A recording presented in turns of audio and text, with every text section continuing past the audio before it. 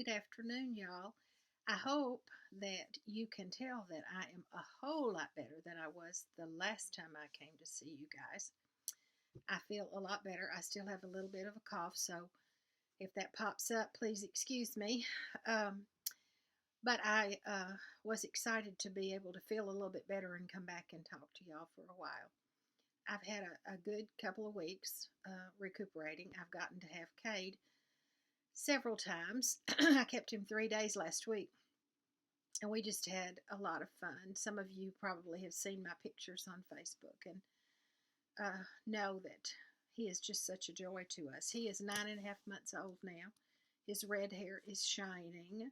He weighs about 19 pounds, uh, and he's just a hair's breadth away from walking. He's going all around the coffee table, from the coffee table to the ottoman, holding to one just barely. And sometimes he forgets and lets go and just stands there for a minute, and all of a sudden he realizes he's standing there, and he just kind of folds down and sits. He's a funny little guy. We've had in January, you all know we live on a lake, right? I've said that several times. And in January, we get a lot of seagulls. Yeah, I'm in Arkansas. It's crazy. But they come up. This lake is formed by two dams. Actually, there are three dams on this river. And there's a dam that's right up here above us and a dam that's right here below us. And we're just smack dab right in the middle. So it forms this little lake. And up above us, there's a big lake. And above that, an even bigger lake.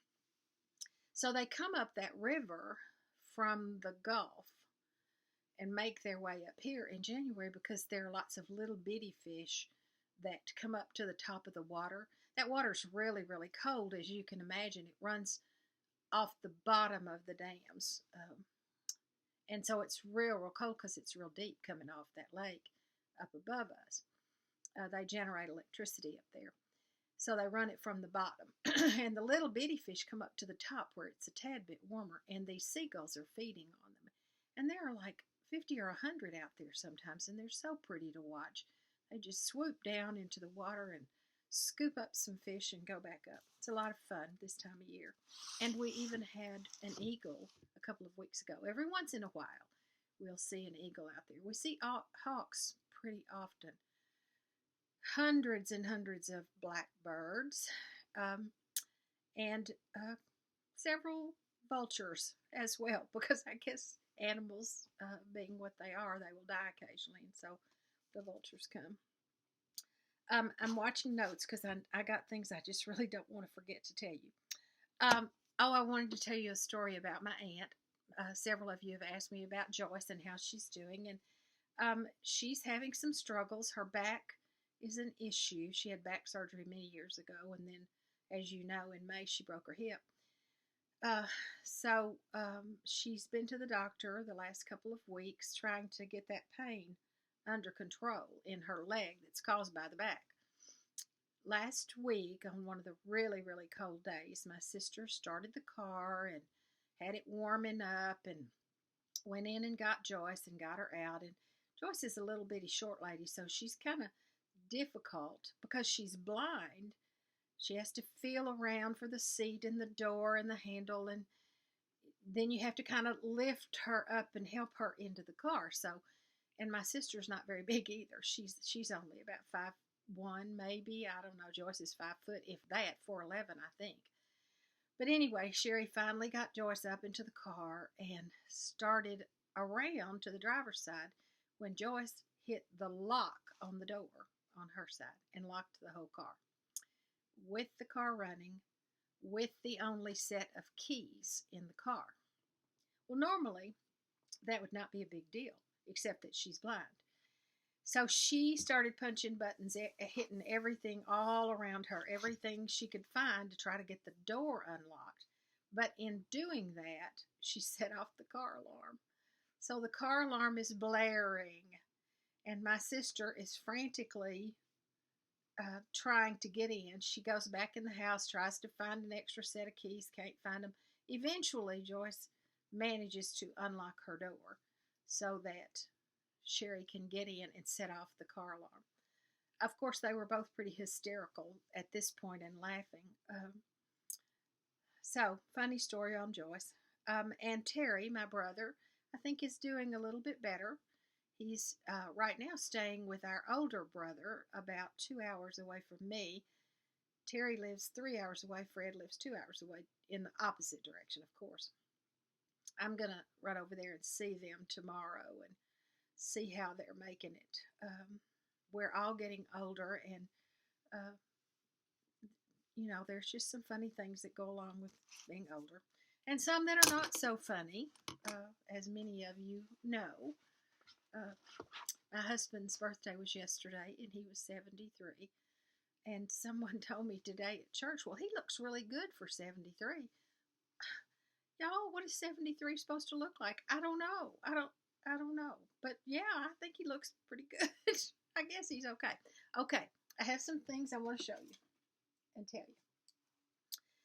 Kitten Stitcher. Just love Kitten Stitcher. If you're not watching her, why aren't you watching her?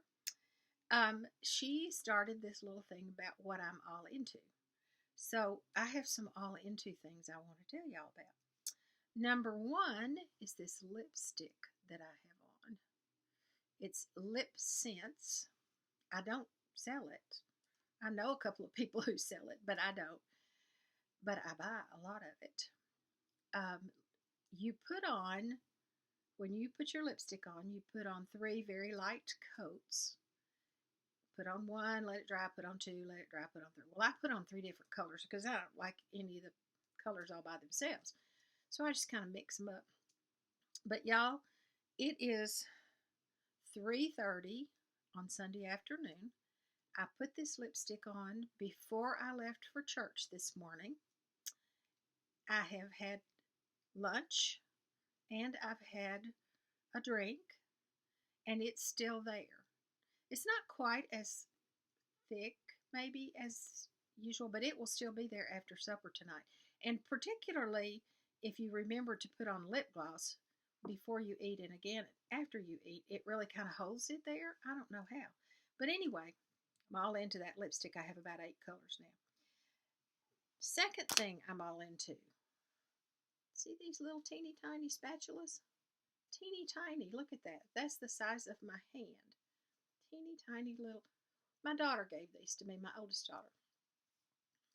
And I thought, what in the heck am I going to do with teeny tiny spatulas? But these things are just the bomb.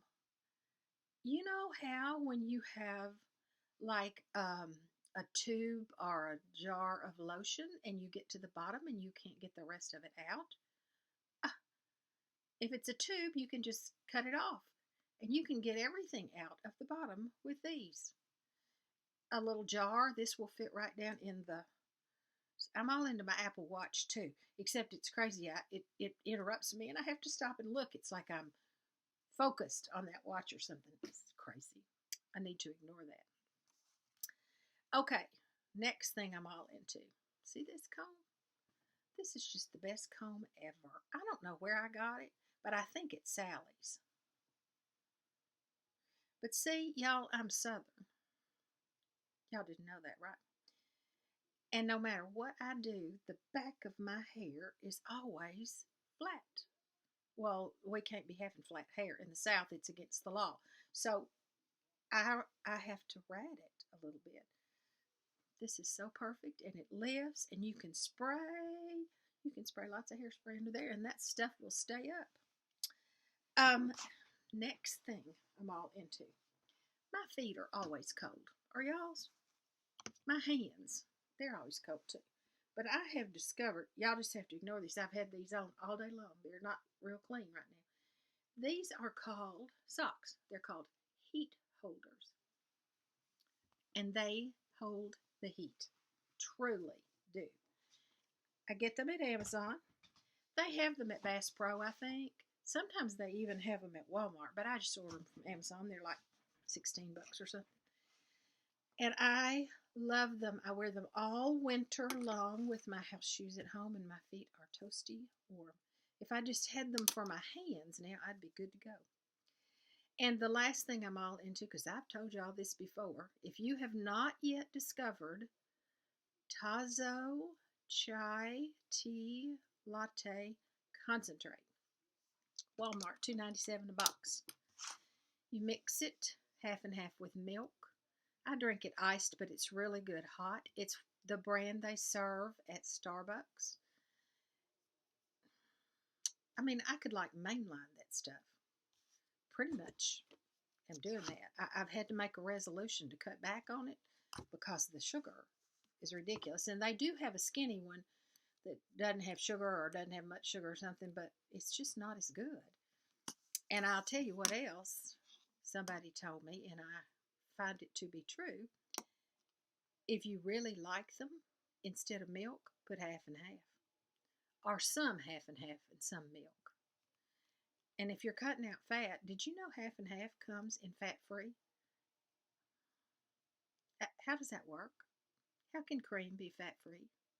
Half and half means half cream, half milk, right? So how can cream be fat-free? I don't know. Okay. Ready to start on stitching stuff. In the last video, I had flu brain. That's what I called it. I couldn't remember anything, and y'all know my memory's pretty terrible. I do not have on earrings again. I'm naked. What was I saying? Oh yeah, my memory. I know that there were Christmas presents that I got that I didn't tell y'all about. Some of them I'm already using, and some of them were patterns that I have kitted up and got ready, and I don't have them with me, but there are a couple of things that I want to be sure I tell you about. So I'm going to back up to Christmas just a little bit. I'm not going to tell everything because, frankly, I don't remember everything right now. But there are some things I do want to tell you about. At my house, I have two what Yvonne Night Owl Stitcher would call dobos. These stay out all year long at my house, and they're all Christmas. I have some glass shelves that are between my living room and what we call our sunroom, and they sit on those shelves. So I want to show you a couple of things. I'll just show you what all's in the bowls, because I've shown you before, but I'll just show you again. Michelle Rudy, Farm Girl. Is this not adorable? She stitched that for me, y'all. Just blew me away. I love it, obviously. It's going to stay out all year. Look at this little rusty pin and Jingle Bell. It is adorable. And Michelle, you know I love you and I thank you so much. And another thing, this is a gift that's not from this year, but from several years ago. I have a friend who's not on Flosstube or even Facebook or any of those. Her name is Madame Sam. Some of you know her. She's a quilter. She made this purse for me. Isn't that cute? It's lined with the black and white. Has a little pocket on the back with a ruffle. She puts a ruffle on everything. And this adorable Santa. And that stays in my little bowl all year long as well.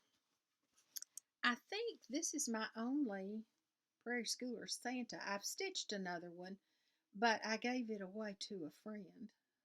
Somebody I really love, because contrary to popular opinion, these take a little while. They look like they'll be fast, but they're not real fast. I don't remember what year that is, but it's a fun one. This is my Ho Ho Ho Santa, my favorite ticking. Y'all don't ask me about designers or any of that stuff because I will probably not know. This one I just did recently, and I do know it was Lizzie Kate. And this one, Letters for Santa. This pattern was in my giveaway last time. Brenda Gervais, I think. I hope I'm not misquoting. And then this bowl is a little bit smaller. This is my Key to Santa's Workshop, which came out of the Punch Needle and Primitive Stitching magazine, my favorite magazine of all time. Joy to the World.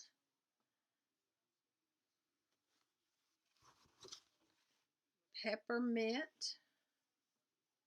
This was also in my giveaway. And this one was in my giveaway last time too, the little gingerbread cookie. This one is the same little Santa that's on my purse. He's kind of gotten flat. He needs to be restuffed. This, I don't remember this pattern either, but it was like 3 trees, I think, and I did 1. This tiny little reindeer. I don't know. I'm not going to say. Some of these were freebies. Another reindeer.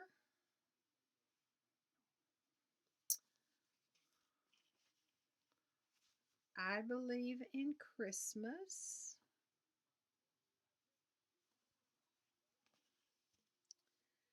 Jesus is the Reason. Did a little quilted back on that one.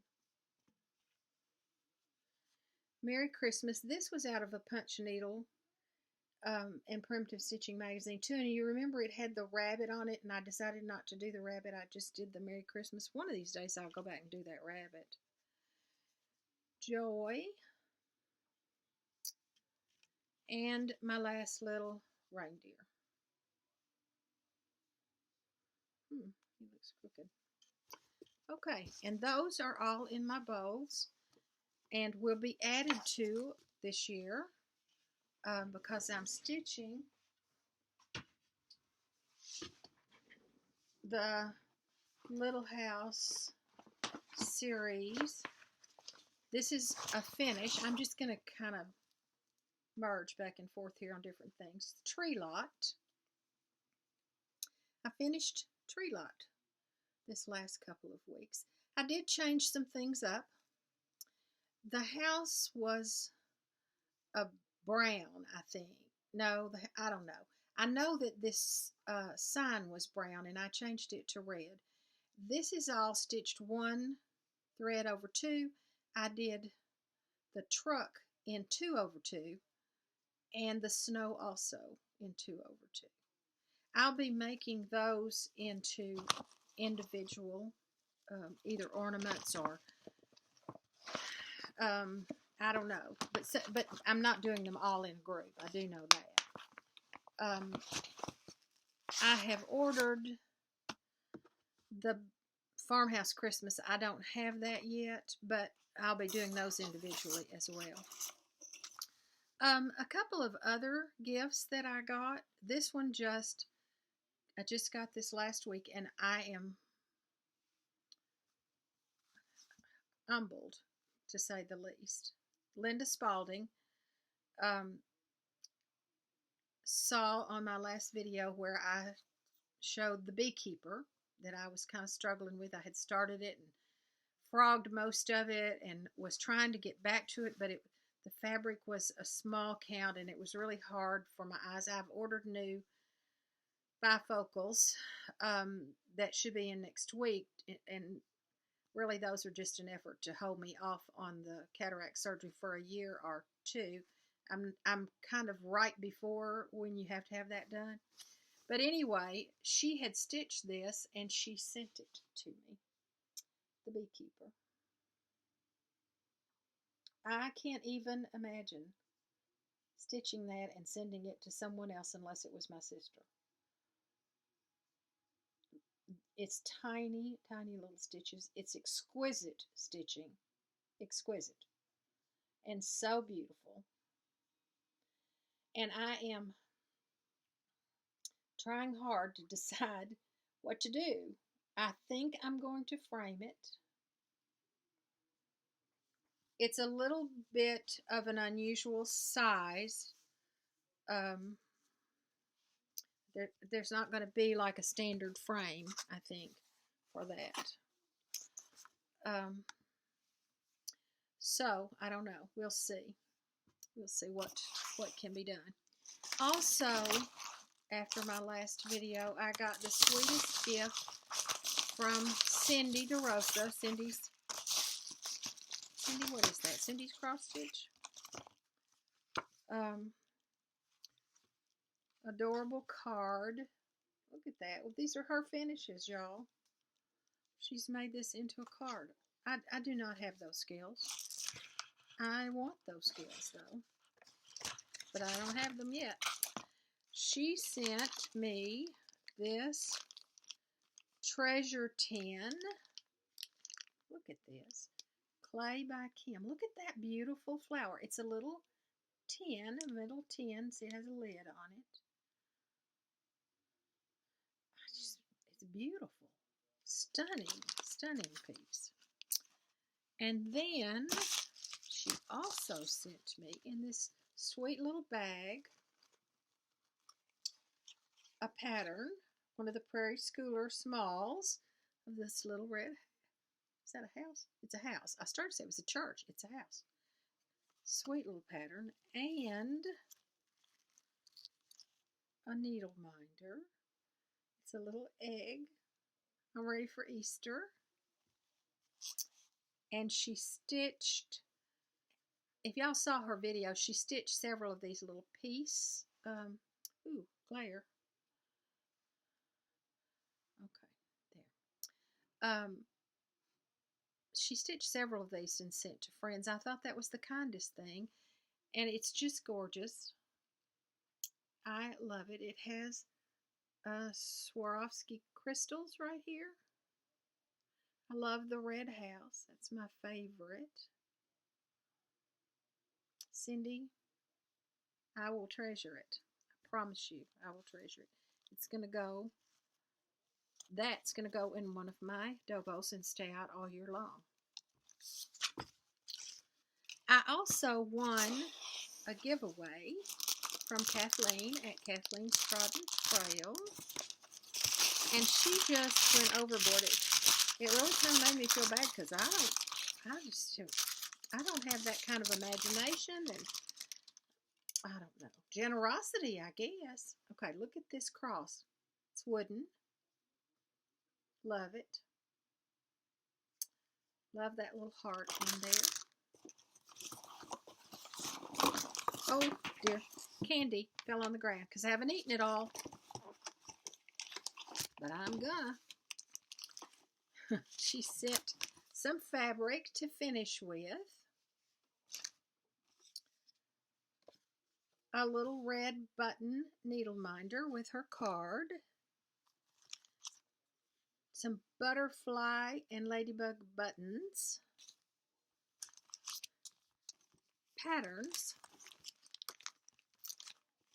First of all, I've been dying to do one of these little Santa faces. Mill Hill kit. Cute, cute. This is a little house, Deck the Halls. I didn't have any of these patterns, so I was thrilled. This is a little house called Baked Goods. This one is a Brenda Gervais called Tree Farm. How sweet is that? Can't wait to start that one. And this one, Love Never Ends. And also, she sent floss. It was also new to me. These are Ship's Manor, and I don't have any Ship's Manor. So, these are some great ones to try. Look at this pretty right here. Won't that be pretty in Easter stuff? This one too. So, thank you so much, Kathleen. You know I've already talked about this. Love you dearly. Now, whips. I'm going to move on to some whips. A Christmas gift that I got from the elves, Elena and Olivia, was this pattern that Elena got when she was in Paris. I had started on it before, and so this is how far I have gotten. This needle minder came from them too, of course. I finished the little girl. Isn't she cute? And I'm starting on right here is a basket of flowers. That's what I'm starting on now. So, so sweet. I also worked on Merry and Bright, which is this one. I'm working on the border, and it's kind of slow going, y'all, as borders will be, but I got quite a bit of it done. Not half of the border done yet, but I am working in 3-day segments, whichever whip is next in line, and I just have them lined up in my little basket. I pull the first one out and I work on it for 3 days, and then I put it back and I work on the next one for 3 days. I did make an exception for Tree Lot. I went a couple of hours into the 4th day to finish that one. This is Early Americans. It was a start and a finish for Paul Revere.